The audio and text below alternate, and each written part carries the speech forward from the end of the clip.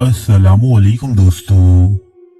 कुरान मजीद से कबल नाजिल होने वाली आसमानी किताब बाइबल एक ऐसे वाकये की जानिब इशारा करती है कि जिसमें अल्लाह ताला की मुकर्रब फरिश्ती हजरती मिकाईल अलैहिस्सलाम और शैतान की माबैन एक जंग हुई। ये जंग लड़ी गई थी हजरती मूसा अलैहिस्सलाम की वफात के बाद आपकी जज्दी मुबारक की हुसूल के लिए।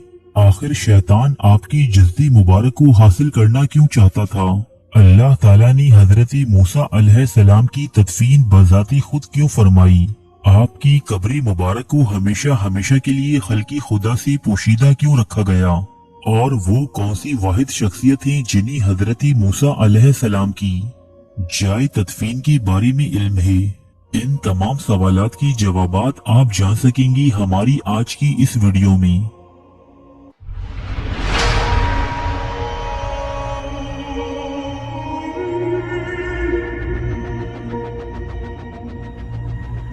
हजरती मूसा अलैहिस्सलाम अल्लाह की वो वाहिद नबी हैं कि जिनकी तदफीन अल्लाह ताला ने खुद फरमाई और इनकी कब्र के निशान को हमेशा हमेशा के लिए मख्फी कर दिया। अलबत्ता हुजूर अकरम सल्लल्लाहु अलैहि वसल्लम वो वाहिद शख्सियत हैं कि जो हजरती मूसा अलैहिस्सलाम की कब्र मुबारक से वाकिफ थे। इस बात की निशानदही बुखारी और मुस्लिम में बयान हुई एक हदीस के जरिए होती है।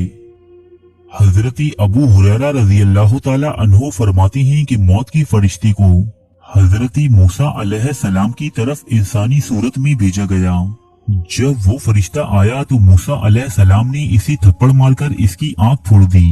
वो फरिश्ता अपने रब के पास वापस पहुंचा और अर्ज किया, ए अल्लाह, तूने मुझे ऐसी बंदी की तरफ भेजा जो मरना नहीं चाहता।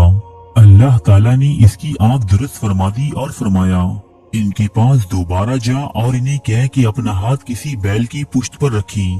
उन्हें हर बाल के एवज जो इनके हाथ के नीचे आएगा 1 साल जिंदगी मिलेगी। इस सारी कार्रवाई के बाद मूसा अलैहिस्सलाम ने कहा, ए मेरे रब, फिर क्या होगा? फरमाया, फिर मौत। हजरती मूसा अलैहिस्सलाम ने कहा कि फिर अभी ही ठीक है, लेकिन उन्होंने अल्लाह ताला से ये दुआ की कि मुझे एक पत्थर फेंकने के फासले तक मुकद्दस सरजमीन के करीब कर दिया जाए। रसूल अल्लाह सल्लल्लाहु अलैहि वसल्लम ने फरमाया, अगर मैं वहाँ होता तो तुम्हें रास्ते की एक जानिब सुर्ख रंग के टीले के नीचे इनकी कब्र दिखाता। बुखारी और मुस्लिम। मज़कूरा हदीस में बयान हुए इस वाकये के बाद के हालात तौरात में कुछ इस तरह बयान होते हैं कि जब हजरती मूसा अलैहिस्सलाम को ये इल्म हो चुका कि अब इनकी नज़ा का वक्त करीब है तो आपने कौमी बनी इसराइल को अलविदा कहा, इनके 12 कबाइल को बरकत की दुआ दी और यूशा बिन नून को अपना जानशीन मुंतखब किया।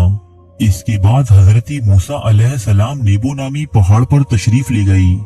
यहाँ अल्लाह रब्बुल इज्जत ने आपको वो तमाम सरजमीन दिखाई जिसे आपकी कौम यानी कौमी बनी इसराइल की तसल्लुत में दिया जाना था। बादजा इसी मकाम पर हजरती मूसा अलैहिस्सलाम ने वफात पाई। वफात के वक्त आपकी उम्र मुबारक 120 साल थी, लेकिन आपकी जिस्मानी सेहत अब भी बिल्कुल नौजवानों जैसी थी। न तो आपकी नजर कमजोर थी और न ही ताकतो कुव्वत में कोई कमी वाक़ई हुई थी।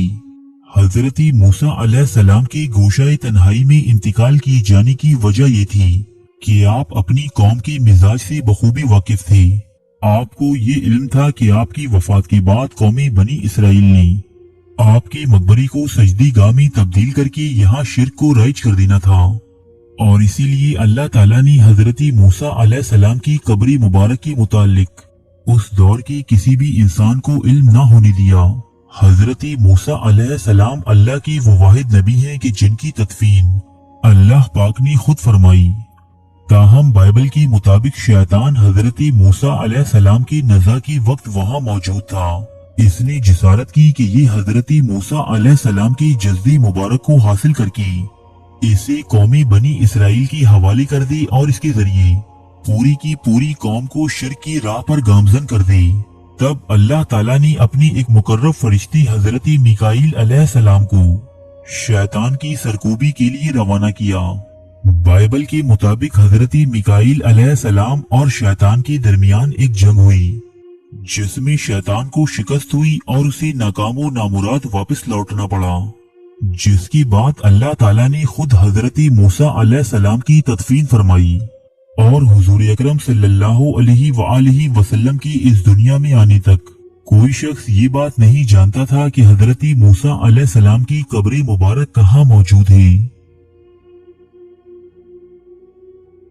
ارے فرینڈز، ایک منٹ، آپ ایسے ہی جا رہے ہیں؟ اتنی محنت سے ویڈیو بنائی ہے، ایک لائک